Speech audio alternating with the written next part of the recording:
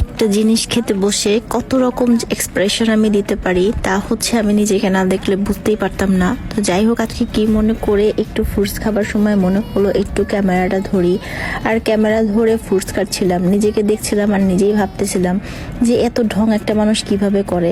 মানুষজন যখন খায় ঢং করে ভিডিও বানায় তখন চিন্তা করি যে এরা তো ঢং কেন করে।